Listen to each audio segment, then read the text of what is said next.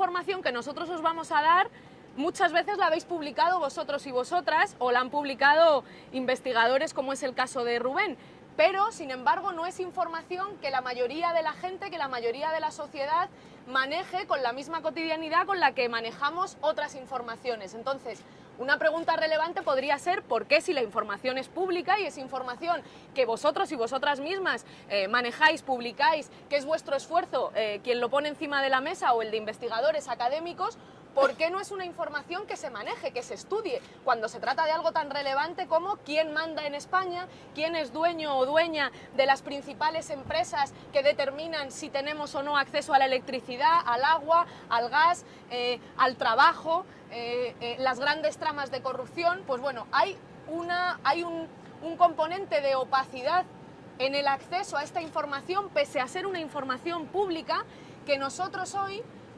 intentamos poner de manifiesto y tratar de revertir de alguna manera. Se trata, y de ahí lo virtuoso del autobús, del tramabús, se trata de que el movimiento permite dibujar la línea del poder.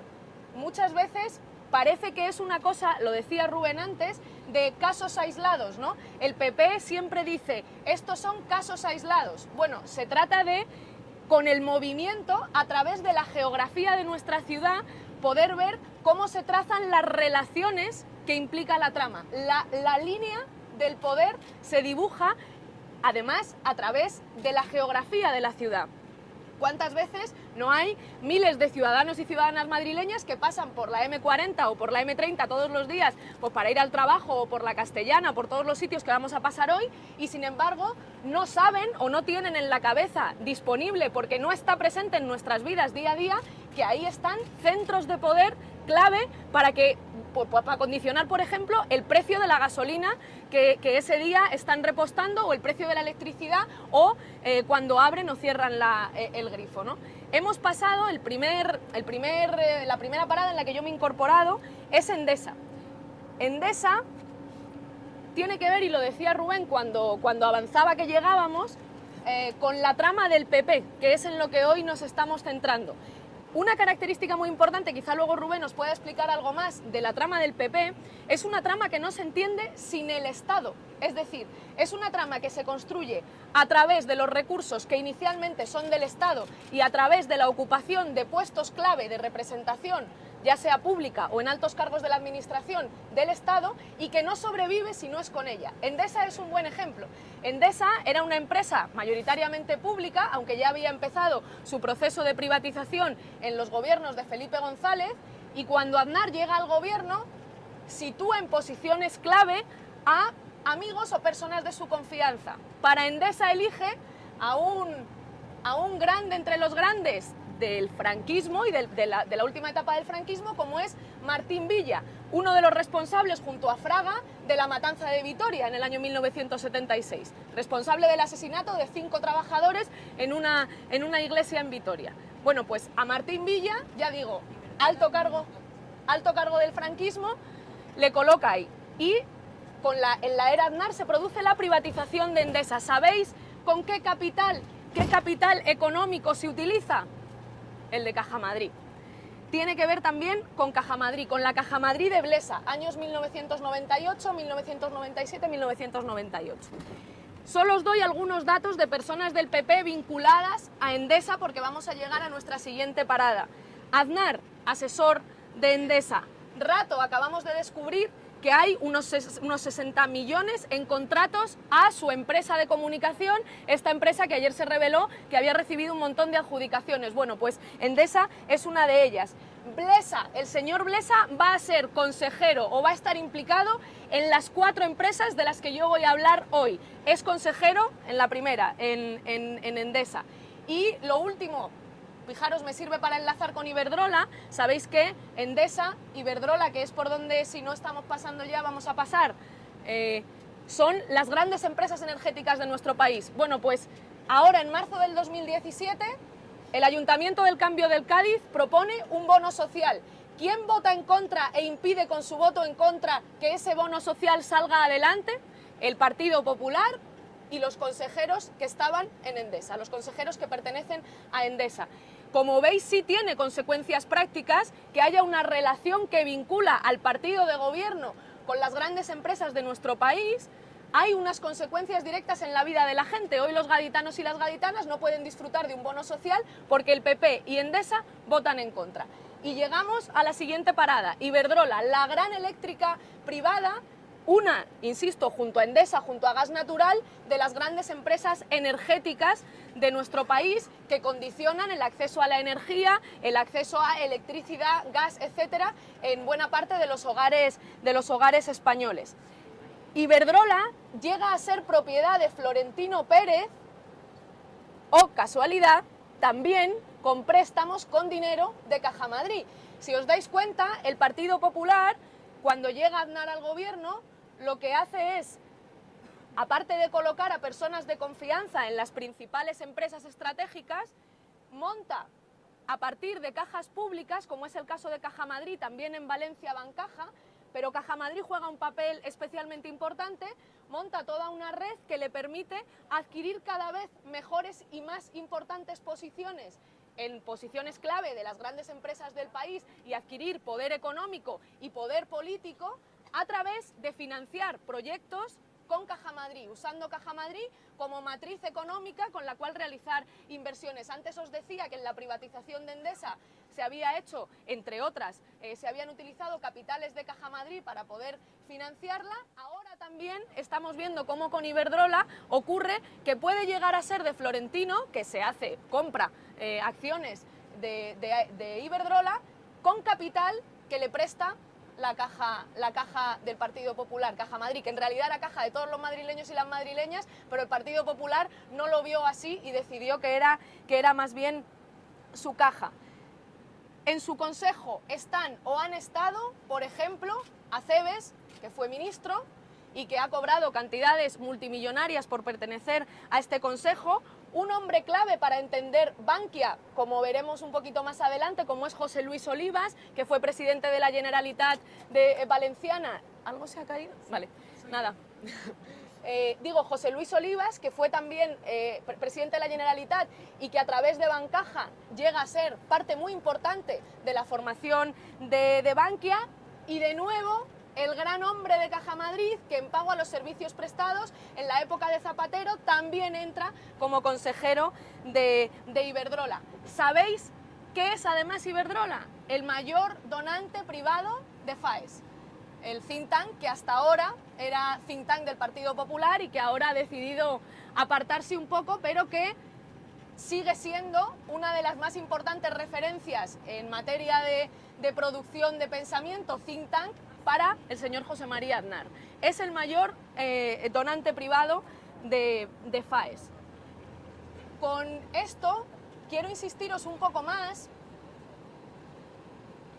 en la idea de este autobús. Antes de que lleguemos a la siguiente parada, las siguientes dos me gustan mucho porque son constructoras. Os las voy a adelantar para iros contando y que además si queréis termino un poco de contaros lo que vamos a ver y así podemos hablar e intercambiar algunas impresiones.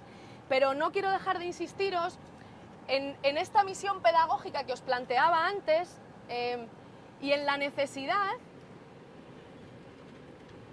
Fijaros, hay una cosa que todo el mundo piensa y es que incluso en el caso de aquellas personas que se han organizado para cometer delitos, que se han organizado para saquear lo público y ponerlo en manos privadas, para vivir en la ilegalidad con paraísos fiscales, teniendo su dinero en paraísos fiscales, incluso aunque haya algunos juicios, algunos procesos judiciales que meten a personas en la cárcel, y eso está pasando en nuestro país gracias a la labor de jueces y juezas y fiscales muy valientes que se enfrentan a grandes presiones para no luchar contra lo que luchan, que es contra la corrupción, pero la gente sigue teniendo la sensación de que permanecen en la impunidad. En cualquier proceso de lucha contra la impunidad, que es necesario para que conozcamos lo que ha pasado y que no se vuelva a repetir, en cualquier proceso de lucha contra la impunidad, conocer la verdad es importante. Fijaros cómo será la red de poder de la trama, que incluso siendo información pública, publicada, y que forma parte, digamos, de algo que puedes encontrar en un clic o en 2 clics en internet, a veces tienes que usar 5 o 6 clics, es muy difícil encontrar el hilo, encontrar el dibujo que une a esa trama. Entonces, es importante la labor pedagógica que se puede hacer dibujando la línea, que es lo que permite que se entienda la trama y no una suerte de multiplicidad de casos aislados de gente que al llegar al poder se ha vuelto loca y ha empezado a saquear lo público para ponerlo en manos privadas. No, no, esto ha formado parte de un plan organizado, de una forma de gobierno, y solo cuando se dibuja la línea entre diferentes informaciones que ya están puestas encima de la mesa es posible verlo. Solamente si se conoce es posible luchar contra ello.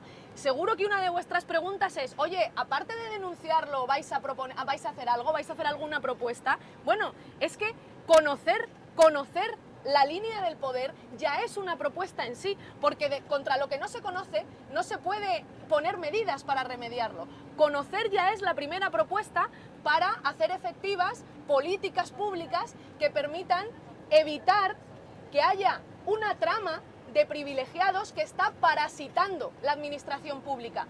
Porque claro, si nosotros nos damos cuenta de que hay altos cargos, exministros, expresidentes que al final están usando su representación pública en lugar de para beneficiar a los ciudadanos, pues para llevárselo crudo, para terminar en un consejo de administración, para colocar a sus amigos, para establecer redes de poder, si eso está ocurriendo, al final quien paga es el ciudadano. Y por tanto, conocer esa línea dibujada que nos explica cómo se configura el poder en España es importante. Lo último que quiero deciros antes de pasar a... Lo puedo decir ya, ¿no? A ACS, creo que es lo primero. ACS, llegamos en 5 minutos. Es otra cosa muy importante. Esto que os estamos contando abarca las últimas décadas de gobiernos en nuestro país, pero ahora está pasando algo grave. Rubén también nos puede hablar de esto mucho mejor que yo. Con tal de no perder sus privilegios, la trama, ahora que llega la crisis económica, ahora que hay grandes movimientos de capitales, ahora que hay grandes fondos de inversión, fondos de activos, fondos buitre, que están apropiándose de importantes sectores estratégicos para la economía, la trama, y en especial esta del Partido Popular, es capaz de vender España, y nuestras empresas más estratégicas, es capaz de entregársela a los fondos buitre, a los fondos de inversión, antes que pensar en hacer políticas públicas para los ciudadanos. Bankia está nacionalizada, nacionalizan las pérdidas, pero cuando hay empresas que tienen beneficios, los consejeros de administración que están estratégicamente colocados, en lugar de pensar en refortalecer nuestro país, reindustrializar, recuperar empresas que son estratégicas para la economía, para que los españoles y las españolas tengan acceso a la electricidad, al agua, lo que están haciendo es entregar esas empresas a capitales como BlackRock, que os puedo asegurar que manejan tal volumen de trillones de euros, de dólares, que les da igual si un día invierten en una eléctrica y al día siguiente invierten en una constructora, porque lo que les importa es que sus capitales generen beneficio a corto plazo, y eso puede hacer que el futuro de las empresas en nuestro país esté vinculado un día a lo que BlackRock decida, otro día a lo que decida otro fondo buitre, y que eso determine la importancia e incluso el quiebre de grandes empresas. Así que el componente patriota, el componente de vendepatrias, de los que llevan la pulserita de España y dicen que los demás somos una amenaza para la democracia, es un componente importante para entender cuál puede ser el futuro inmediato de las empresas estratégicas en nuestro país. Os voy a hablar brevemente de dos constructoras que son por las que vamos a pasar ahora, ACS y FCC. ACS y FCC son dos de las empresas que son las reinas de la adjudicación pública en nuestro país. Incluso en el 2016 ACS se lleva la palma, es la primera en el ranking de asunción de contratación pública. Le siguen una por la que no vamos a pasar, que es OHL, la del Marqués de Villarmir, y FCC, de la que sí os voy a hablar un poquito.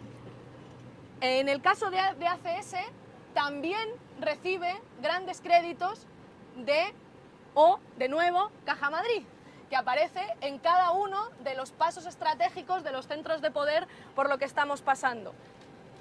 En ACS también está, oh casualidad, Blesa de consejero, o ha estado. Es la empresa de Florentino, y fijaros que en 2015 la Comisión Nacional del Mercado y la Competencia multa, abre un expediente y termina multando, aunque por un valor muy pequeño, pero termina multando a ACS, a FCC y a SACIR, también creo que a Ferrovial, porque estaban pactando los precios para dar un servicio tan fundamental en una sociedad como es la recogida de basuras.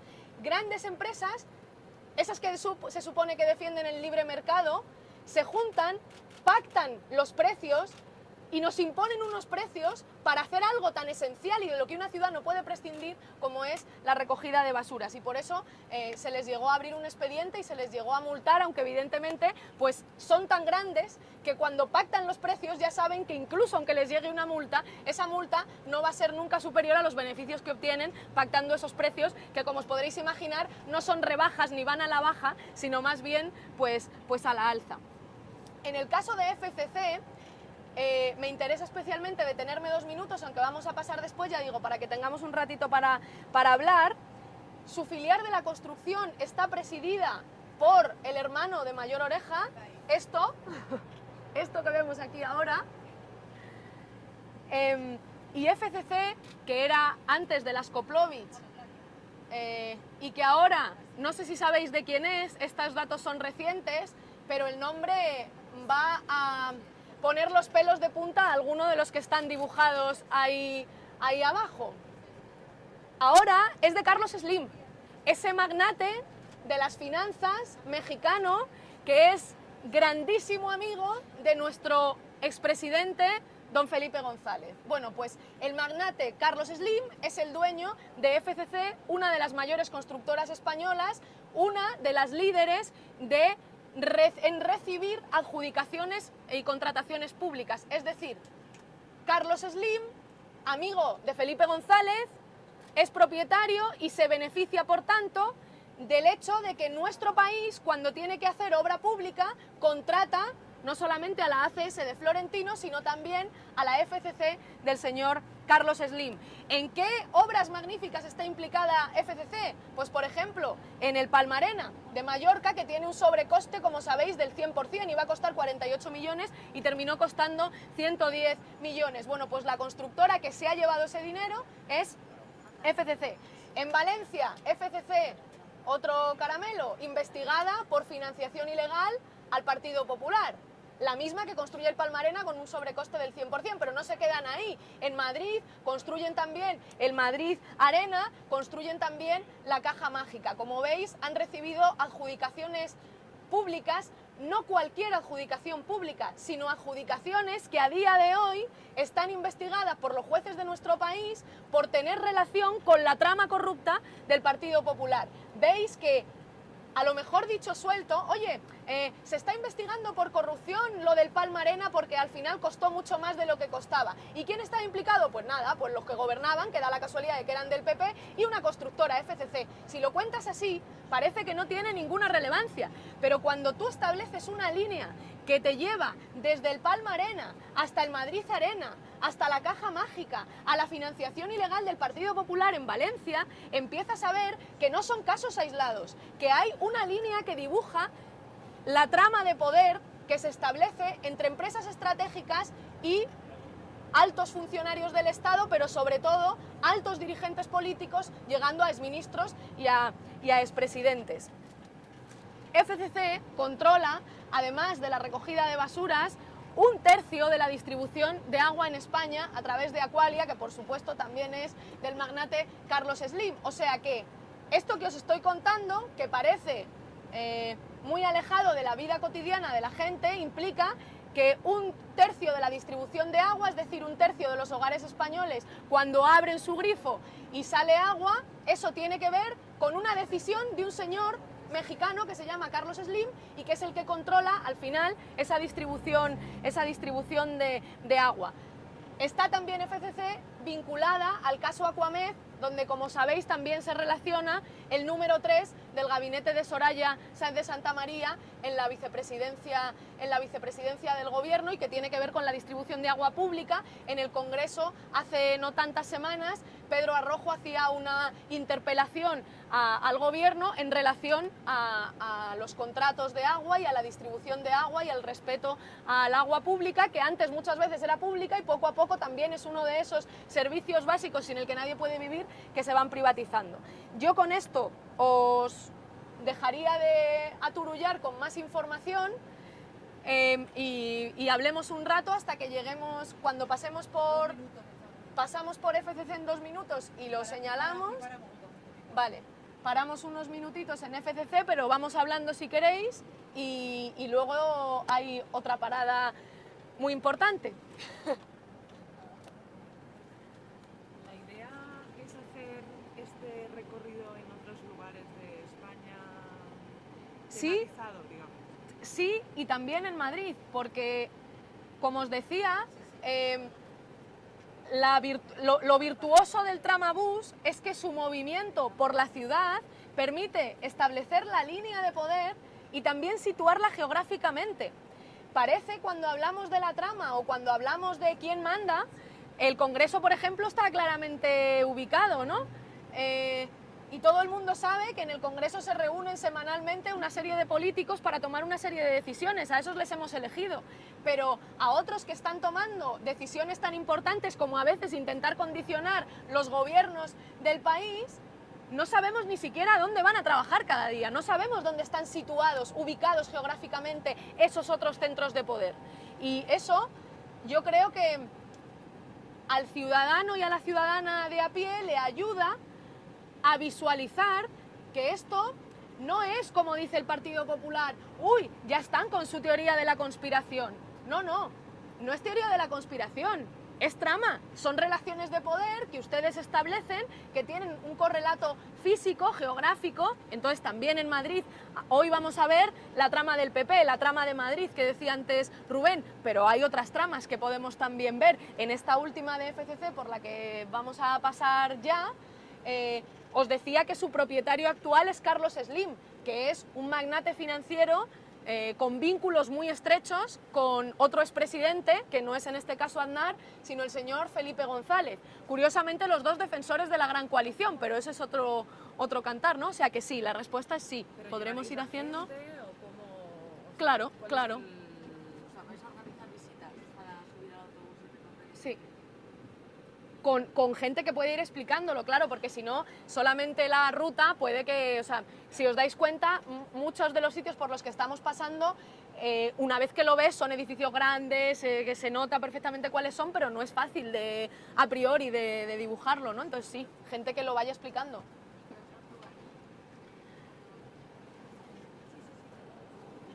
Hay muchos sitios, en realidad podrías ir a cada ciudad, pero poco a poco.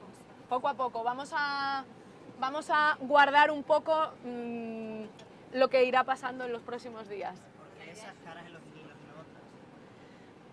Porque son caras, si queréis entramos al detalle, pero en general son caras que representan de una manera especialmente paradigmática ejes de la trama, ejes de los procesos de corrupción, ejes de esas relaciones de poder que están condicionando buena parte de las decisiones importantes en nuestro país. Por ejemplo, los jefes de la patronal que aparecen tienen muchísimo que ver con una cosa que pasa en nuestro país, y es que los grandes propietarios, los grandes oligarcas se arrogan para sí la representación del empresariado de nuestro país, cuando en realidad son gente que utiliza a sus grandísimas empresas para tributar en paraísos fiscales y para ahogar a la pequeña y a la mediana empresa, por ejemplo, pagándoles con morosidad, pagándoles más tarde de lo que debe pagarles. O sea, se saltan la ley, no les pagan en el tiempo establecido para pagar a un proveedor, pero como son grandes empresas y no hay mecanismos de control porque hay cierta complicidad con los poderes que gobiernan y por tanto no se establecen mecanismos de control efectivos, pues resulta que los grandes oligarcas de nuestro país pueden pagar tarde a la pequeña y a la mediana empresa. ¿Qué pasa cuando un gran oligarca paga tarde a la pequeña y a la mediana empresa? Pues que ese gran oligarca puede durante ese tiempo especular con un dinero que no es suyo, que en realidad es de la pequeña o la mediana empresa, y no solamente puede especular, sino que a lo mejor lo que para un gran oligarca es una cantidad muy pequeña, para esa pequeña o mediana empresa es la clave de si puede sobrevivir o no.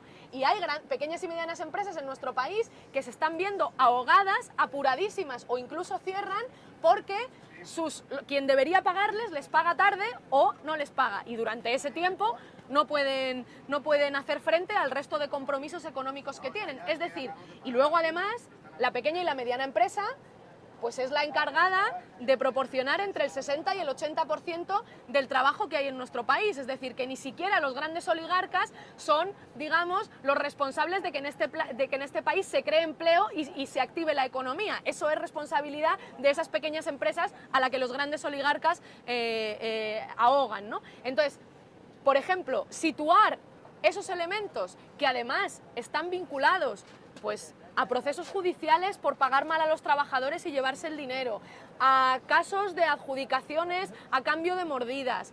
Y eso está investigado por los tribunales, eso no lo hemos dicho nosotros, eso lo habéis contado vosotros y lo están diciendo los jueces, pues creíamos que era importante también poner en valor, eso es otra cosa que decía Rubén y es importante, poner en valor el trabajo que día a día hacen millones de trabajadores en nuestro país, sectores de la sociedad civil, sectores profesionales como sois los periodistas o como son los jueces, que en realidad con su acción cotidiana están tratando de construir un país mejor pese a las políticas de la trama. Es decir, un pequeño o mediano empresario, cuando a pesar de que no le pagan, hace 12 o 15 horas de trabajo para poder mantener a flote su empresa, eso es un acto, no voy a decir heroico, porque no se trata de generar, no sé cómo deciros, que no quiero exagerarlo, pero verdaderamente, jolín, es encomiable, porque ¿por qué pasa en nuestro país que un gran oligarca puede pagar tarde a una pequeña o una mediana empresa sabiendo que a lo mejor de eso depende o no su cierre?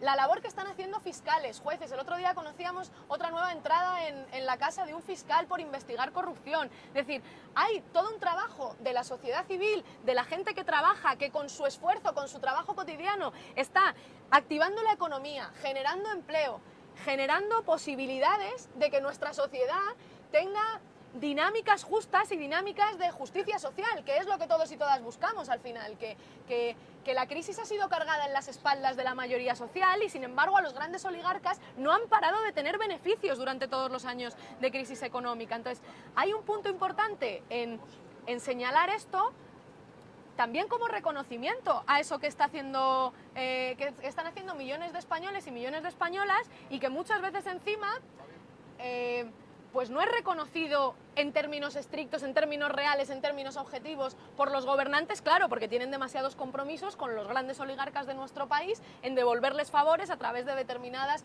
políticas o a través de determinadas contrataciones. Entonces, si queréis saber de alguien en concreto lo hablamos, pero las caras que están puestas en el tramabús, sin ser excluyentes, podríamos haber puesto otras muchas, pero estas son paradigmáticas de las relaciones de poder. Estoy viendo ahí enfrente a Jordi Pujol, que es el hombre de la trama en Cataluña, el hombre del 3%, el hombre del pacto del Majestic, el hombre de la alianza de la oligarquía catalana con la oligarquía española, que no se entienden cuando se trata de resolver una cuestión como la territorial, que es digamos, de amplísimo consenso entre los ciudadanos catalanes, pero que sí se han entendido muy bien en lo que ha tenido que ver con organizar la trama, ¿no? Tanto la catalana como la española.